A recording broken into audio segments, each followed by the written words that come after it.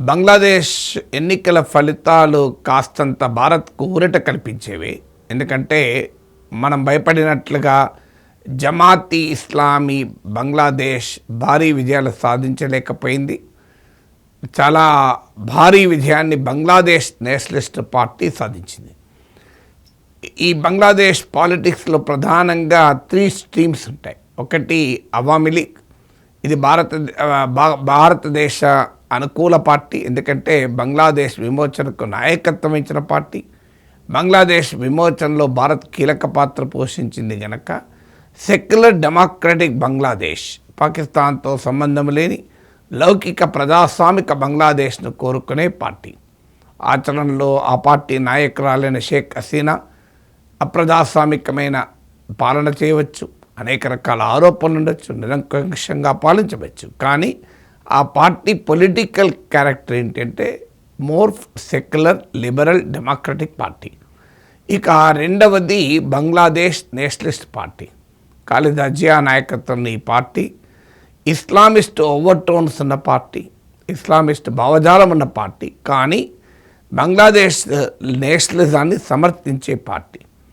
కానీ అవామీ లీగ్తో ప్రధానంగా పోటీ పడుతుండడం వల్ల కాస్త ప్రో పాకిస్తాన్ టిల్ట్ ఉండి భారత వ్యతిరేక స్వభావం కలిగిన పార్టీ. అవామీ లీగ్పై పోరాడటానికి జమాత్ ఇస్లామీ బంగ్లాదేశ్తో పొత్తులు కూడా పెట్టుకున్న పార్టీ. ఇక మూడవది జమాత్ ఇస్లామీ బంగ్లాదేశ్. ఇది క్లియర్గా ఇస్లామిస్ట్ పార్టీ. బంగ్లాదేశ్ స్వాతంత్రాన్ని వ్యతిరేకించడమే కాకుండా పాకిస్తాన్ బంగ్లాదేశ్ స్వాతంత్ర సమర పోరాటం పైన ఊచకోత కోసం సమయంలో తమ దేశ ప్రజల్ని, తమ ప్రాంత ప్రజల ఊచకోత కూడా సపోర్ట్ చేసినటువంటి పార్టీ. ఇప్పటికీ కూడా బంగ్లాదేశ్ను ఒక ఇస్లామిక్ రిపబ్లిక్ ఆఫ్ పాకిస్తాన్లో భాగం కావాలని కోరుకునే పార్టీ. ఆ రకంగా పాకిస్తాన్కు నమ్మిన బంటూ పాకిస్తాన్ ఆడినట్లు ఆడే పార్టీ ఇది. ఈ 3 రకాల ఫోర్సెస్లో ఇండియాకు చాయిస్ ఆటోమేటిక్గా దశాబ్దాలుగా అవామీ లీగ్ ఉంది. కానీ షేక్ హసీనా పతనం తర్వాత అవామీ లీగ్ రిజిస్ట్రేషన్ రద్దు చేయడం, ఎన్నికల్లో అవామీ లీగ్ పోటీ చేసే అవకాశమే లేకపోవడం వల్ల పోటీ కాస్త గతంలో మిత్రపక్షాలుగా ఉన్న Bangladesh Nationalist party and Jamaat మధ్య జరిగాయి. చాలామంది ఊహించారు జమాత్కు నువ్వా నేనా అనే రీతిలో పోటీ పడుతుందని. కానీ రిజల్ట్స్ ఎందుకు భిన్నంగా పూర్తి స్థాయిలో బంగ్లాదేశ్ నేషనలిస్ట్ పార్టీ విజయం సాధించింది. బంగ్లాదేశ్లో మైనారిటీలైన హిందువులు క్లియర్గా బిఎన్పీకి మద్దతు ఇచ్చినట్టుగా కనిపిస్తుంది ఫలితాల సరళి చూస్తే.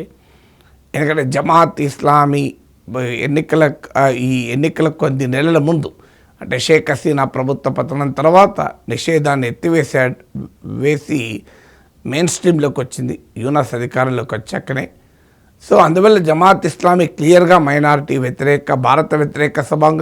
ఇటీవల కాలంలో కాస్త లిబరల్ ఇమేజ్ను ప్రొజెక్ట్ చేసుకోవడానికి జమాత్ ఇస్లామీ బంగ్లాదేశ్ ప్రయత్నం చేస్తుంది. బట్ బేసిక్ క్యారెక్టర్ అయితే అదే ఇస్లామిస్ట్ స్వభావం కలిగిన పార్టీ. సో బిఎన్పి తరఫున 2 హిందువులు కూడా ఎలక్ట్ అయ్యారు. ఒకరైతే రాజధాని ఢాకా 3 నియోజకవర్గం నుంచి ఎన్నికయ్యారు, ఇంకొకరు కూడా ఎన్నికయ్యారు. 2 బుద్ధిస్టులు కూడా చిట్టగాంగ్ ప్రాంతం నుంచి బిఎన్పి టికెట్పై గెలిచారు. బంగ్లాదేశ్లో 7.95% మీకు హిందూస్ ఉంటారు.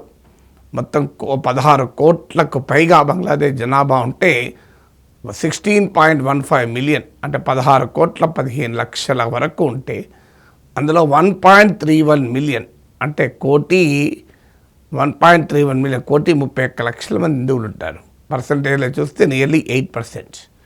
సో హిందూ ఓటు క్లియర్గా బిఎన్పీకి పడినట్టుంది, ఎందుకంటే అవామీ లీగ్ ఫీల్డ్లో లేదు కనుక. సో ఈ మేరకు బిఎన్పీ గెలుపు మనకు ఊపిది. కానీ ఇంట్రెస్టింగ్ ఏంటంటే భారత్తో సరిహద్దున ఉన్న జిల్లాల్లో మాత్రం జమాత్ ఇస్లామీ బంగ్లాదేశ్ గెలిచింది.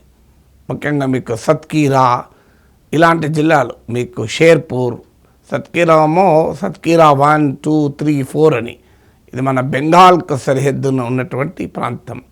అలాగే మేఘాలయకు సరిహద్దున ఉన్నటువంటి ప్రాంతమైనటువంటి షేర్పూర్లోను. సో ఇలా ఇండియన్ బార్డర్కు సమీపంలో మొత్తం జమాత్ ఇస్లామీ బంగ్లాదేశ్ గెలిచింది. భారత్ బంగ్లాదేశ్ల మధ్య మోర్ దెన్ 4,000 కిలోమీటర్ బార్డర్ ఉంది. ఐ థింక్ అరౌండ్ 4,095 కిలోమీటర్స్ అనుకుంటాను. Over 4,000 kilometre border. ప్రపంచంలోనే ఇంత లాంగ్ బార్డర్ ఉండడం అరుదు. సో ఈ బార్డర్ వెంబడి ప్రాబ్లం ఏంటంటే ఇది కొంత భాగం ఫెన్సింగ్ అయింది, మరికొంత భాగం ఫెన్సింగ్ లేదు. అందువల్ల మీకు రివర్ డివైడ్ చేస్తే కంట్రీస్ను ఈ రివర్ వాటర్ కోర్స్ రకరకాలుగా మారుతూ ఉంటుంది. సో అటు ఇటు సోషల్ నెట్వర్క్స్ ఉంటాయి సరిహద్దున. అంటే బార్డర్లో ఉన్నటువంటి Bangladesh border villages, Indian border villages మధ్య మీకు ప్రజల మూమెంట్ ఉంటుంది. ఈవెన్ సామాజిక సంబంధాలు కూడా ఉంటాయి, పెళ్ళిళ్ళు ఇలాంటివి కూడా జరుగుతూ ఉంటాయి. సో అందువల్ల ఇక్కడ నుంచి ఇల్లీగల్ మైగ్రేషన్, బంగ్లాదేశ్ నుంచి ఇల్లీగల్ మైగ్రెంట్స్ మన దేశంలోకి వస్తున్నారు. అస్సాం, బంగ్లాదేశ్, ఇది ఒక పెద్ద వివాదం. దాంతోపాటు స్మగ్లింగ్ చాలా యథేచ్ఛగా జరుగుతుంది అని. దీంతోపాటు పాకిస్తాన్లో తీవ్రవాద సంస్థలు, బంగ్లాదేశ్లోని ఇస్లామిస్ట్ శక్తులు ఇక్కడ నుంచి ఇన్ఫిల్ట్రేట్ భారతదేశంలోకి తీవ్రవాద శక్తుల్ని చొరబాటుకు కూడా ఇండియా బంగ్లాదేశ్ బార్డర్ను ఉపయోగించుకుంటారని. అంటే ఈ ఇండియా బంగ్లాదేశ్ బార్డర్ వెంబడిన జిల్లాల్లో ప్రధానంగా గ్రామీణ ప్రాంతం. సో పట్టణ ప్రాంతాల్లో, నగరాల్లో క్లియర్గా బిఎన్పికి ఎదురే లేదు, మీకు జమాత్ పెద్ద ప్రభావాన్ని చూపలేదు. కానీ ఈ గ్రామీణ జిల్లాల్లో, అది మరీ ముఖ్యంగా సరిహద్దు పక్కనున్న జిల్లాల్లో మీకు జమాత్ బాగా ప్రభావాన్ని చూపింది. ఇప్పుడు తారిక్ రెహమాన్ బంగ్లాదేశ్ నేషనలిస్ట్ పార్టీ తరఫున ప్రైమ్ మినిస్టర్ కాబోతున్నాడు. నేను చైనా, పాకిస్తాన్, ఇండియాలకు సమదూరం ఉంటానని చెప్పాడు. నా ఢిల్లీ నా పిండి అన్నాడు. రావల్పిండి కాదు, ఢిల్లీ కాదు, నేను బంగ్లాదేశ్ ఫస్ట్ ఎజెండాని. ఢిల్లీ మతం అనేది వ్యక్తిగతమైంది, రాజ్యం అందరిది అంటూ ఒక సెక్యులర్ లైన్ తీసుకున్నాడు. గత చరిత్ర ఏమున్నప్పటికీ కూడా. కానీ ఏమవుతుంది అంటే బార్డర్లో ఉన్న జిల్లాల్లో జమాత్ లాంటి ప్రమాదకరమైన ఇస్లామిస్ట్ యాంటీ ఇండియా శక్తులు ఉండడం వల్ల ఈ భారతదేశ భద్రతకి ఇది సవాల్గా మారుతుంది. ఢాకాలో ఉన్న ప్రభుత్వమేమో ఇండియాతో బెటర్ రిలేషన్స్కు ట్రై చేయవచ్చు, భారత్ కూడా ట్రై చేస్తుంది. కానీ స్థానికంగా ఉండేటువంటి పరిస్థితులు బార్డర్ సిచ్యువేషన్ పైన గణనీయమైన ప్రభావాన్ని చూపుతాయి. అందువల్ల భారత సరిహద్దున బంగ్లాదేశ్లో మీకు జమాత్ లాంటి మత ఉన్మాద శక్తులు, భారత వ్యతిరేక శక్తుల ప్రాబల్యము స్పష్టంగా ఎన్నికల్లో కనిపించడం మాత్రం ఆందోళన కలిగిస్తుంది.